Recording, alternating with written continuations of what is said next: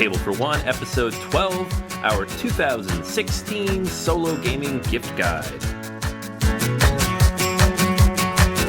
Hey everybody, welcome back to Table for One. This is Episode 12. This is Anthony here, and once again, we have Jason on the show with us this week. Yo, peoples, what's up? All right, so what we're going to do this week is a gift guide. Now, if you're listening to Board Gamers Anonymous, you know that Chris pulled off the Herculean effort of the annual gift guide on his own, since everybody else had the flu. And what we wanted to do is kind of do a companion piece to that for solo games, just because there's a lot of great stuff out there, and there's a lot of good options to choose from, kind of not the big ones that we talk about all the time. And if you are listening to this on the Board Gamers Anonymous feed, before I dive in too deep, I just want to introduce real quick the show, what we do every week, and just kind of let you know what you're listening to, because this is not Board Gamers Anonymous, as you may have noticed from the different music. So this is Table for One. This is a weekly podcast about solo games and solo gaming in general. And so every week, Jason and I get together and we talk about some of the solo games we've been playing lately, some of the topics that are important to us, and then, some interesting discussion topics related to solo gaming in general. What makes sense to spend money on, what doesn't, what kind of experiences really make a lot of sense to play by yourself at the table versus maybe with other players, and kind of give you a sense of the other side of gaming that's away from, the larger groups that we generally talk about on Board Gamers Anonymous. So this will be the one episode we throw in the feed. If you like it, hop on over to the Table for One podcast feed. It is in iTunes as well, and it's also on BoardGamersAnonymous.com, so you can subscribe either place and listen to the show. And we really appreciate it. So thank you for listening, and hope you enjoy the show. All right, so with that, we're going to dive in, and we're going to talk about this week some of the specific games we wanted to recommend as potential gifts, either for somebody in your life that you think might enjoy solo gaming, or for somebody who enjoys games in general, and you want to make sure you give them something that they can play with their group and enjoy and have fun, as a multiplayer game, but that also has a solo option. So that's kind of what we're aiming for in this week's in this year's gift guide. Yeah, what we're trying to do is we're covering a wide range of types of games. So, sometimes you could play a Euro game solo. Sometimes you could play a cooperative game solo. We're trying to, heavy games, lighter games, give you a good selection of that. And we're also trying to give a little bit of a deeper dive, like Anthony was saying. These are games we tried hard to kind of think outside the box. With my list in particular, I chose games maybe you've heard of, but maybe you don't know about a solo mode. Either it's in the game or there's a variant that's really good that I've tried in particular. So, just a different take on some of these gift guides, which would be, we thought it was a good idea. Yeah, I think it'll be a lot of fun. And it's the kind of thing that this is always how I know that a topic will be interesting is, I wish I'd thought of that. And someone else had published that, so I could have listened to it last year or the year before when I got into solo gaming. So that's for kind of what we were hoping to offer you guys this time around is, something interesting and different, not the usual games that we're always talking about. So with that said, we're going to start the show with the usual games that we're always talking about. Give it to him, man. So instead of giving you a gift guide that is just all the solo games that you've already heard of, even if you're new to solo gaming and you've hopped into the One Player Guild on Board Game Geek or one of the solo gaming groups on Facebook, you've seen these games. You know that they're out there. You've probably heard us talk about them. We've mentioned each of these games multiple times in the last 5 weeks, guaranteed. So rather than include them in our list, we're just going to get them out of the way real quick and make sure that they're there. And if you haven't heard of them, go check them out. These are probably the best, for at least some people, solo games on the market right now. They're the most well-known, that's for sure. And they're worth mentioning, but they're not going to be like specific games on our lists. Right. So we're looking at Onirim, Friday, Hostage Negotiator those would be on the lighter side. We're looking at Mage Knight on the heavy side. And what was the last one we agreed on? Lord of the Rings. Yes, so Lord of the Rings on the heavier side. You get those 5 games, you are pretty much covered. You got dice rolling, you got card play, you got beautiful style, you got thinky, long play. You got an opportunity to spend a giant amount of money with Lord of the Rings. You could do really well and just pause the episode, go buy those games if you don't already have them, and just get going just on that. I consider that kind of the Mount Rushmore, the 5-headed Mount Rushmore of solo games. Yeah, absolutely. These are the 5 that pretty sure these 5 are the ones that I owned first, and for a while these are the only ones I had. And there's a couple of alternatives there, like if Onirim isn't your style, you got Sylveon and Castellion. If Mage Knight isn't your style, you got Star Trek Frontiers. If Lord of the Rings isn't your style, you've got Arkham Horror, the card game, which we just talked about last week.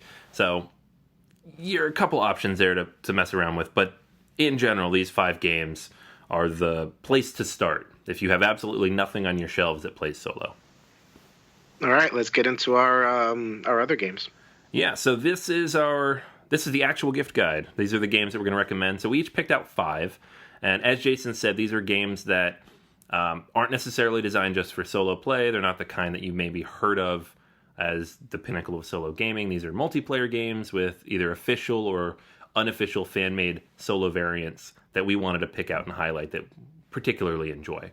So I'll go ahead and let you kick off, Jason, with your first game on the list. All right, so my game is probably I'll kick off with probably the lightest game on either of our lists. Certainly kids game category. Ghost Fightin' Treasure Hunters. Yes, that is right. Ghost Fightin' Treasure Hunters. This game was designed by Brian Yu in 2013 and brought to the U.S. by Mattel. The original German game, I love this name. Geister Schatzungsmeister. Oh my God, that is a mouthful to say. So you can pick up that copy of that version of the game. You can pick up that game. Or you could pick it up as a game called Ghostbusters Protect the Barrier, which is the same exact game, but I like Ghost Fightin' Treasure Hunters because I like the name better, and it has better component quality. So this is a really simple cooperative game, so easy solo mode, very easy to pick up and just throw it on the table without too many extra rules. Very simple. You're a bunch of treasure hunters moving around the board. You're using roll and move, which is ordinarily not that great, but in this game, it's fun, and it's a little bit intuitive for the kids to pick up. When I play this with kids, they just naturally gravitate towards roll and move, so it's like, all right, just rolling with the flow there. You're picking up gems in different little rooms, and you're getting out. However, after each turn, you draw a card, and you put a ghost in a room. You get 3 ghosts in a room, and it becomes a haunter, so yay, that's very pandemic-y. But with enough of a twist in that you're gathering these gems and getting out, and in order to deal with the extra special ghost, you have to team up, which is pretty cool. You have adult and kid. I'm going to team up and take out this guy and everything. As a solo, it holds up. It holds up as well as Pandemic or Forbidden Island. That stuff holds up. Great for the family. Great for yourself. Maybe a little bit too light for a really hardcore gamer, but still pretty good, especially with the advanced mode where you get these harder cards. And also, if you have a kid 8 to 12, they might want to play it solo. Wow, how awesome would that be to get your kids early hooked into solo games? So Ghost Fightin' Treasure Hunters is my first pick. All right, yeah, that's one I wanted to try out. And I think I saw the Ghostbusters version at Toys R Us or something, and then heard on Dice Tower that it's the same game. And I was like, oh, okay, well, maybe I'll pick up the cheap Ghostbusters version because that's available. Yeah, I like the better component quality. We talked about this in a couple episodes ago. With solo games, they get played a lot. So I like the, better plastic and all that stuff. Yeah, that makes perfect sense, especially if kids are going to be banging it around. Yep. All right, so my first game on the list is Paperback from Tim Fowers. This is a game that I owned for several months and didn't realize had a solo variant. Like it a lot, actually. It's probably one of my favorite deck builders. I love word games in general, and it's the kind of word game that is not brutally punishing to people who aren't as confident in their vocabulary, so I can get other people to play it, unlike Scrabble or some of those other games that I also like. So one day I was looking around the guilds on Board Game Geek, and I saw a challenge for Paperback Solo, and I was like, oh, cool, someone made solo rules. Nope, they're in the book. I did not realize that. So whipped it out, gave it a try. It's very simple the way it works. All you're doing is you set up the different fame cards, and you will be adding cubes to them, with each turn to, basically it's like a timer, and you need to be able to buy all of the fame cards before you hit 5 cubes on any one of those cards. So it's fairly easy to start because you have them in a pyramid and there's a lot of cards to place the cubes on, but eventually you get down to a handful of cards and it's going to ramp up pretty quickly. So you need to be able to play those longer cards, the higher scoring hands, by the time you get to the end of that pyramid. Otherwise, you're not going to be able to purchase them before you run out. It's very simple as a solo implementation, but I have a lot of fun with it. It's a great way to practice the game. It doesn't take very long. It's the only solo word game I can think of, and yet it works so well. And those cubes come in the box with the game, so it's designed to be played that way. It is a lot of fun. If you like word games, if you like deck builders and are looking for one with a good solo mode that isn't necessarily like a co-op style legendary deck builder, this is one worth giving a shot. What did you think those cubes were for, dude? I have no idea. I don't know. They're right there. I know. Like, you open the box and he just got all that stuff jammed in there and it all fits fine. I don't know. There's enough space in the box that you think maybe there's expansions coming, which hasn't happened yet. But I think maybe the cubes are for that. I don't know. It took a long time to figure that out. Right in the rules. Yeah, I definitely I gravitate towards that. I love that solo too. So okay, my next game. This game is I reached a little bit deeper for this. It's very much off the radar. But it's called The Adventure of D. That is the adventure of the letter D. Designed and self-published by Jack Darwin in 2010. So this is actually not in print right now. However, you can go to jackdgames.com and buy a PDF of it for $6. The whole game kind of fits on that PDF, so he kind of gives you a sense of what the game is about. Or he actually offers a nicer print and play version, better card stock, all that kind of stuff for $25. In this game, I'll classify this game as a very, very, very mini Mage Knight. You're going around the land, which is represented by cards. It's card-driven movement, like in Mage Knight. So you can't go anywhere without playing a card. You can't fight without playing a card. You can't explore without playing. All that stuff is card-based. There's a system for refreshing your hand. And you're just walking around. You're doing different stuff. You're gathering special herbs. You're giving them to the fairy. You're beating monsters. You're accomplishing feats of skill. And ultimately, you're boosting your stats so that you can eventually scale the Necromancer's Tower and beat him. Very quick. You can play it multiplayer. It is a competitive game by nature. But the solo mode is basically you're doing it on a timer, which really challenges you to be efficient in terms of knowing what spots to hit, calculating the right amount of resources you need in order to go get the Necromancer, making sure your hand management is really good. It is really fun. So if you're looking for a really small offbeat take on an adventure game, something that kind of scratches that adventure, Legend of Zelda itch in the solo mode, I would recommend The Adventure of D. Yeah, this is one I've never heard of, so I'm probably going to go print it out now. It sounds great. Yeah, it's a lot of fun. I actually found it on a Rahdo list. Huh. He tends to have a little bit of a different take on these solo things, so I once I found it, I you can actually contact the designer himself, and he'll just send you stuff. Just send him some money. That's great. Yeah, I'll have to check that out. All right. So the next game on my list is one that I think originally was on Kickstarter. In fact, I know it was originally on Kickstarter because I backed it. And one of the reasons I backed it is because it had solo rules, and that's Baseball Highlights 2045. So if you've played this, right now you're like, duh, this game is great. But if you haven't played this yet, and that's a lot of people because I've introduced it to a lot of people, this is a really good game. Multiplayer, solo, whatever, it doesn't matter. It's just a good game. It is by Mike Fitzgerald, the great card game developer in general. He's very good at making a lot of cool things happen with cards. And it's one of the better implementations of a baseball simulation, even if it's this weird sci-fi future with robots and cyborgs and natural humans who are so advanced they can play against robots. what you're going to be doing is you basically play a very small hand of cards, and that represents one game in a series. And so a single game, quote unquote, game of Baseball Highlights 2045 is 7 small quote games. The language here is hard to parse, but 7 games in a series, and you're trying to win 4 out of those 7 games.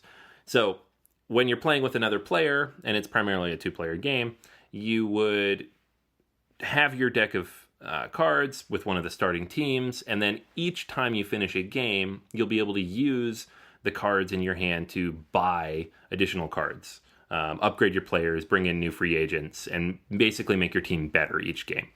Now, in the solo game, you're still doing all that, but there's a few things that are different. You can change the number of buy rounds you have, so you can have it so you don't get to buy anything. You can have no buy rounds, which is the hardest mode.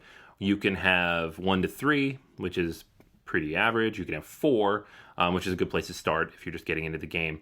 And then you play against the AI, who's going to deal out a random deck of 15 cards from the free agent deck, which basically makes them harder to start. Now, you're still playing a best of 7 series. The AI team is never going to change. They're never going to upgrade or buy new cards. And they're just going to draw the top card of their deck for each play. Some of the rules have been moved out. It's basically a dummy player, but it's been streamlined. We talked about this a couple weeks ago, that the best dummy players are ones that capture the essence of the game, but make it very simple to manage. This one does that pretty well. So what you have is a pretty solid, albeit kind of goofily themed, baseball simulation that manages to take a whole game, boil it down to 5-6 cards in your hand, and break that over the course of best of 7 series, which takes about an hour, and it works really well as a solo mode. This is one of my favorite sports-themed games, and it's one I just randomly pull out every now and then, because it is a lot of fun to play, and if I can get other people to play as well, it's a great 2-player game. And the more of these decks you buy, because there's dozens of them that have been added over the years, the better the game gets, because you have more options to pull from. So that's Baseball Highlights 2045. It comes into and out of print, but it's usually around. You can find a copy. All right, cool. All right, my next game is Fleet. Fleet, that is designed by Ben Pinchback and Matt Riddle, published by Eagle Griffin Games in 2012. So this is another card game. Anybody who's listened to the last couple of Table for Ones know I love my card games. As opposed to the previous game, which is an adventure game, this is more of an economic engine building game that has the multi-use cards introduced in San Juan, if people know that, which also has a decent solo mode that almost made my list. San Juan's also pretty good. Race for the Galaxy, a classic. There are games in which the cards are money, the cards are resources, the cards are vehicles, the cards are whatever basically a whole bunch of stuff, and you kind of manage. And that's pretty much the whole game. In this game, though, I like Fleet better than all of them because of the theme. The theme is cute. The theme is to fish the living heck out of a newly discovered lake. So you begin by holding a simple auction for license cards. The licenses give you special powers and let you launch fishing boats that catch fish. The fish are the points. The boats are the points. So there's all sorts of things going on. The cards, like I said, multi-use. They're the money, and then the boats, they're the captains of the boats. As you go through the game, you're building this engine where you can fish, and you can use the fish to get more money, and you can use the money to kind of dance your way around and stop with your opponents. Eventually, you're going to get this giant fleet of fishing boats, which is really cool on the table because the game has a really great art style and a really great theme. Bet fleet wins. Whoever wins the most, fishes the best, gets the most points. The expansion, which is called Arctic Bounty, has a solo mode that pits you against a ghost player called the J.P. DeSantis Corporation. That one's okay. I actually like a solo mode from BGG user Winterfella. You can find that on the variant section of the Fleet page, or the Fleet forum page. And it's a ghost player, which we've talked about, back and forth. But like Anthony said, it's the best ghost player because it takes the things that a ghost player does, just kind of boils it down, makes it really manageable yet still challenging. Winterfella calls this ghost player Ahab. That the game is challenging and very satisfying when you build that good engine, which is anytime you get these multi-use card games, that's what you're doing. You're building an engine, and Fleet gives you that good, satisfying experience. Good solo modes, a lot of variety, cards out the wazoo, still in print. You can still find copies pretty easy, and I love the theme. So I definitely recommend Fleet by Eagle Griffin and by Ben Pitchback and Matt Riddle. This is another one where I own the game and didn't realize that there were solo rules out there. So look at me learning more about solo games from the podcast I started. It's actually right here on the shelf next to me, so I'm going to have to pull this one out. Gotta use those little crab meeples. That's right. All right. So the next one on my list is it's a Stonemaier game, so you know it has a solo variant, as they all do, and that's Between Two Cities. So this is not one of the ones that is well known from Stonemaier. It kind of snuck in between releases of, I think, Tuscany, and then the next one being, Scythe, the mega beast of a game that came out this last year. But Between Two Cities is a fantastic little game, and I think what it's best known for, at least in my game group, is that it handles 7 players beautifully. It's a 20 to 25 minute game that you can play with up to 7 people, and the time doesn't increase.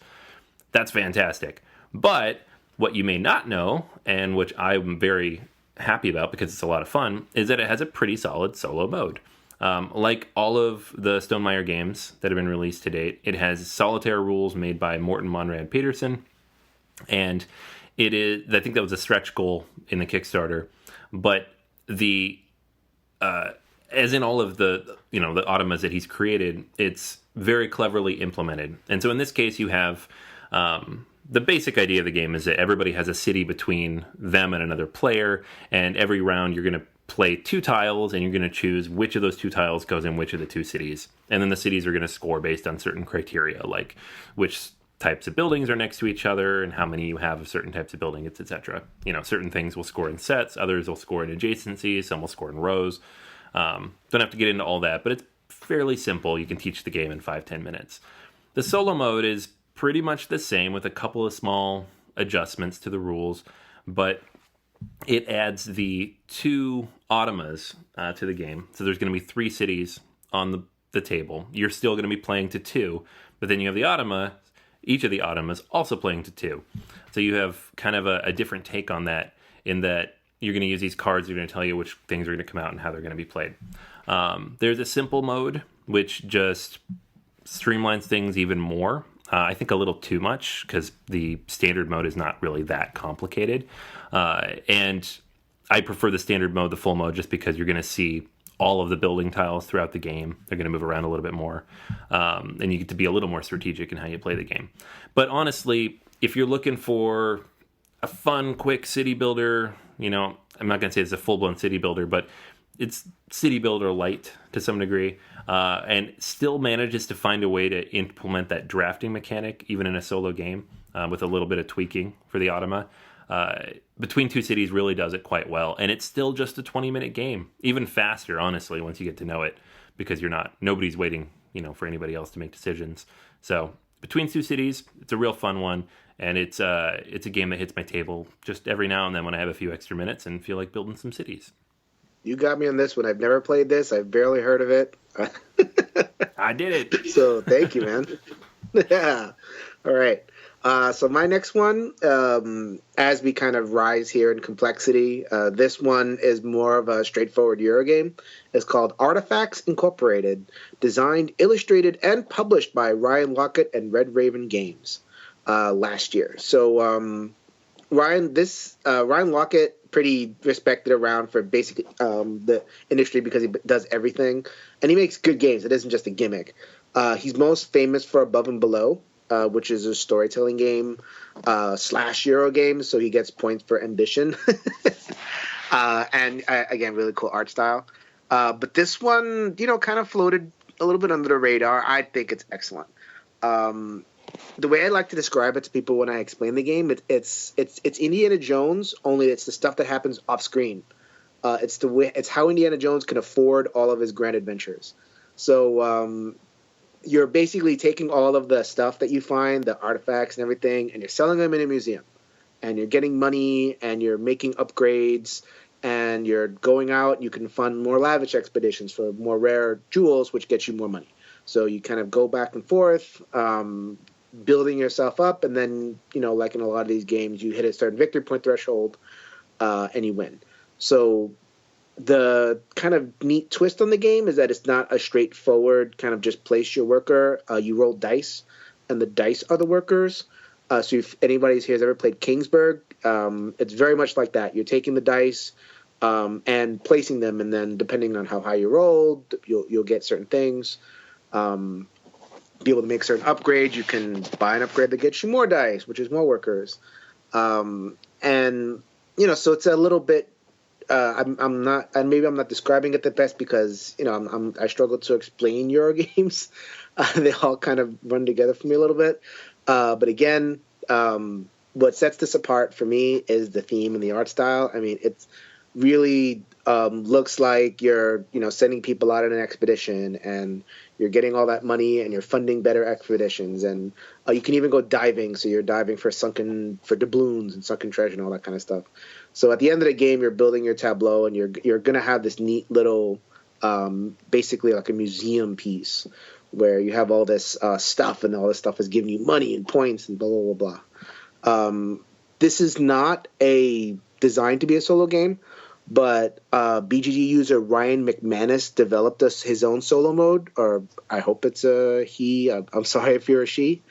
It's a really good Ghost player. It's not necessarily a boiled down Ghost player, but it does present kind of this order of operations. So like if you have 4 money on a turn, you do this. If you don't have 4 money, but you have this, you do that action. So like if then, you kind of go down the list of what the Ghost player should do, and you do it, and it works. And it's presented a really good challenges. I've been able to learn the game. I feel like I'm better at the game, and it's just a good game in and of itself. So I really recommend Artifacts Incorporated by Red Raven Games. This is one I have played, and I know there's a solo variant out there, and I just don't own the game, but it sounds like something I want to try because I like Euros that you can play solo. They're a lot more fun. The problem I always have with Euros playing solo, the ones that have, kind of tacked on rules, Rosenberg, is that it's usually just, how high did you score? And here's a chart. Yeah, you did fine. And that's, it's a little anticlimactic. It's still fun, but then you get to the end, you're like, all right, cool. And the way this, in the game where, if you've played Artifacts Incorporated, there's these museum spaces, and in Artifacts Incorporated, the game proper, you're just kind of like, you do your thing and whatever. There's very little interaction. But the way the Ghost player plays it out, you actually compete for museum spaces. So sometimes they can take the space before you. So it kind of challenges you to alter your strategy so that you can hit that key museum space. You have to decide, okay, that museum's gone. The Ghost player is going to get it, so I'm just going to focus on this. So it creates that little bit of tension that might not be there in a game where you're just kind of scoring for points. Yeah, definitely. It's something I definitely want to try out at some point. So speaking of Euro games that just have you go for a high score, my next one is Suburbia. Suburbia is one of my favorite games of all time. It's in my top 10. And despite other games coming out that supposedly do it better, I still think this one is the best, for me at least, in terms of a city building simulation. It's just so much fun. And it's a game that I enjoy with any combination of the expansions, with any number of players. The app is fantastic. I will always play Suburbia. And the solo game is a very good implementation. And so there's 2 ways you can play this solo. You can play the solo game number 1, Lone Architect, which takes about 30 minutes. And you basically set it up as a 2-player game, and you just run through the game and remove additional tiles after your turn. And anytime you pass a line, in this game, anytime there's these red lines on the scoring track, every time you pass them, you lose some income and you lose some reputation. In this game, with this solo variant, you will lose 2 income and 2 reputation. So it really just makes it a little bit harder to ramp up your score. It's fine. If that was the solo mode, I don't think it'd be that excited. The solo game number 2 is a bot. It is a dummy player named Dale. And this is named for the designer of the solo mode in this, Dale Yu. And he was actually involved in the development of the Agricola solo mode as well. He also did some work on Dominion. So he's been in the game industry for a little while. And it's always fun when developers and designers bring in outside people to kind of help them build out the solo mode. Either it's something they're just not comfortable with, or, they don't have that experience building that type of game. Some of the best solo modes are usually made by third parties. And so I find that really interesting. And in this case, he named the bot after himself, or Allspac named it after him. Either way, it's kind of funny. It's always good to have a name for it because you have someone to curse when you lose. So the Dale the Bot solo game number 2, it's pretty much the same. You're going to have a separate player here. There's a few additions and changes to the setup rules and what's placed out there. On your turn, you're going to do everything that you would normally do. And the tiles that you don't buy, because there's 4 out there, the 3 that you do not buy will just stay in the market. The bot will play slightly different rules. So they're going to buy the most expensive tile available, whatever's available, and they're only going to pay $3 for it, which is annoying if it's something you want. And then they're never going to buy a basic tile. They're never going to create a lake. They're never going to play an investment marker. These are some of the various tweaks and adjustments you can make to your own city, strategically speaking. They're going to place their tile in the best possible spot. So this requires a little bit of work from the player, admittedly. And then they're going to increase their reputation income when both are added together. So the game kind of, it flows pretty smoothly. It's not as smooth as some bots, but it's a lot smoother than others. And I would say a typical solo game with these rules takes 45 minutes to an hour, which is totally fine for me playing a Euro. At the end, you are still just scoring, seeing how you perform. They have a nice scoring chart in the rules here. So if you get less than 60, you're a junior intern. And if you get over 135, you're CEO of Suburbia Inc. I don't think I've ever gotten that high, so at least not in the solo mode. So it is very fun, though, and it's a fun way to kind of explore new tactics and strategies. There are some very interesting variants of this on BGG, including some tweaks you can make to integrate the 2 different expansions for this game. So if you like city building, or if you like Suburbia, definitely check this out. I'm unfortunately on the Castles of Mad King Ludwig side of the scale, man. Sorry. I think most people are. Chris and I had this argument. I don't remember. I think we actually had a Versus episode for this like a year or 2 ago, and it was. You sure did. Yeah, I might have lost this fight, but I will fight it to my grave. It's a better game. Okay, I'll take your word for it, man. This is not the time and place. So my last game. So speaking of ramping up in complexity, it doesn't get too much more complex than this. It is Through the Ages, a new story of civilization. This game is designed by Vlada Chavato and published by Czech Games Edition. This new edition came out this past year in 2016. This is not quite a quote-unquote lesser-known game, considering this game is currently ranked number 2 on PGG, right behind the popular Pandemic Legacy. However, it doesn't play solo naturally, so you might not have expected it to appear on a list like this. But there are a number, like with Suburbia, like Anthony was saying, there's a number of fan-created solo variants, especially for the first version. The one I play for this version was actually built for this version. It's by BGG user Karid, and I really like it. So I'm not going to sit here and describe Through the Ages. We're running short on time anyway, and it's going to be a big explanation anyway. But it's basically Sid Meier's Civilization on a board. Y'all are playing Civ 6 while you're listening to this, maybe. Check out the board game version of that very game. You're doing a lot of the same stuff. You're improving your resource output. You're feeding your people. You're building buildings and wonders. You're improving your military. And as the game progresses, the technology will improve, which means that you have to keep up. And you have to keep up in a balanced way. You have to make sure people are still fed. You have to get the better military. You have to get bigger and better wonders, however you want to win. So this game just nails every single part of it. It's so elegant. It's the way it handles resources is really clever. The way it handles, happiness of your people, the way it handles military and war and aggression is really elegant. Just super, super fun. The game, a game could take us a couple of hours, so be prepared to just lay this out and keep this away from the cat or the kids or anything.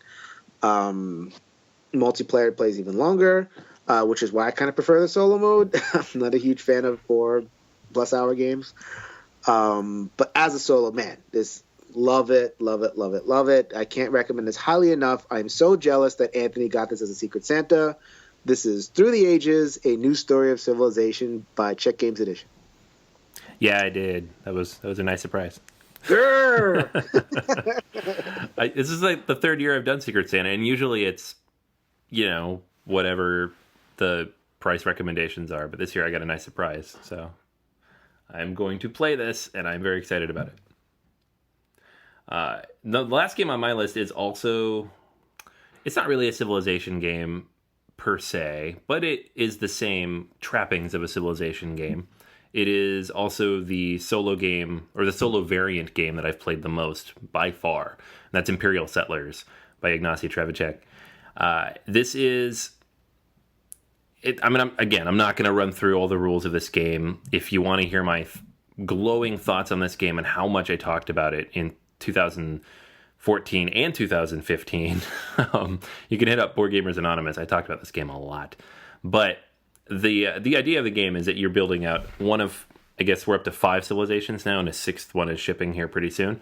And you have your own unique deck, and then you have kind of the generic non-faction cards, and you'll build them together and build out your civilization while combating different civilizations on the table. So if you're playing with other players, there'll be up to 4 of them, and you'll be building your own, but also sometimes attacking the other ones. If you're playing a solo mode, the solo is managed by an automa deck that will basically put up different symbols, and those symbols will determine which of your cards they're going to attack. It's very, very streamlined. It's very, very good bot because it only takes like 2 seconds to manage each round, and it's a game you can run through pretty quickly. I've told this story before on BGA, but my son, when he was 2 or 3, would take his little dump trucks and fill it up with all the bits, because there's so many bits you get every round, and just like truck them over to my civilization and dump them out. We had a lot of good time, a lot of good fun with it. The version I wanted to talk about, though, because the official solo variant it's fun, but it is one of those play through the game and see what your score is, which is fine, but it gets a little samey after a while, especially once you get used to them. The version I wanted to talk about is an official campaign mode that was added by Portal Games. So this is not a fan version of the solo mode. It's something that Trzewiczek put together. You can download it off the Portal Games website or Board Game Geek, and it adds border factions, it adds event cards, it adds achievements, it adds province traits, and there's a table for all these different things you can add, from each game you play. There are dice in this version of the game. And I know that sounds super complicated for no reason, but the campaign rules are only 2 pages long, and it comes with a printout of kind of your empire sheet, which is kind of like a character sheet in an RPG, and it'll track your settlements and wood reserves and stone reserves and events that you've played and achievements you've gotten. There's a separate table that lists all the different things you can get based on your dice rules.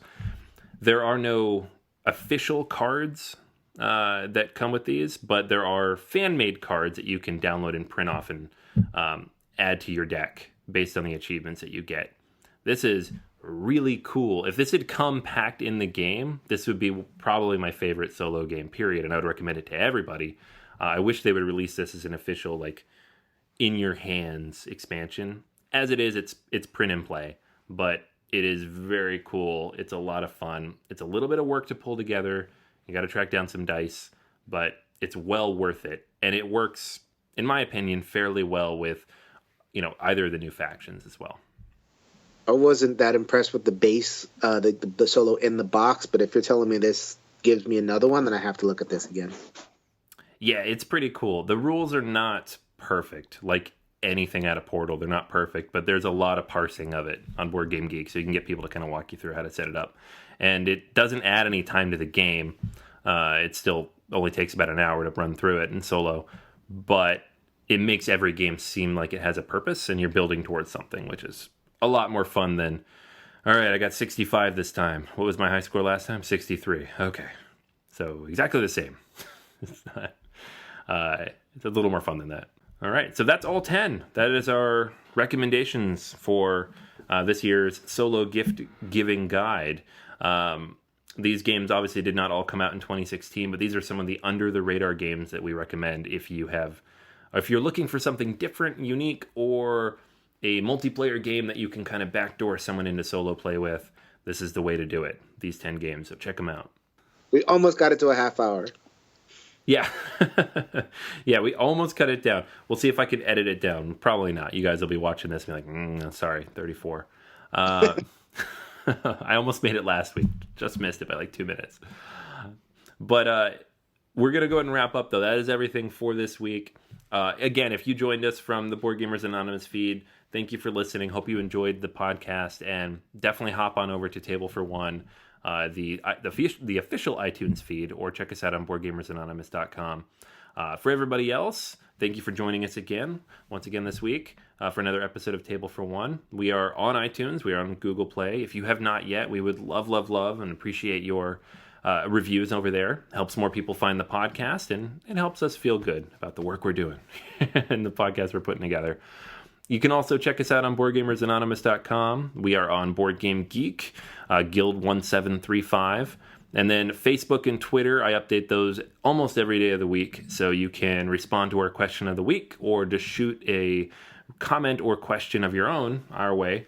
I can tell you this, if you have a podcast idea or a question that could lead to an episode, we almost always use those. So we would love your thoughts, especially if you have a cool idea for an episode that we can work on. All right, but that is everything for this week. Until next week, I will save you a seat here with Jason at this Table for One. Later, everybody.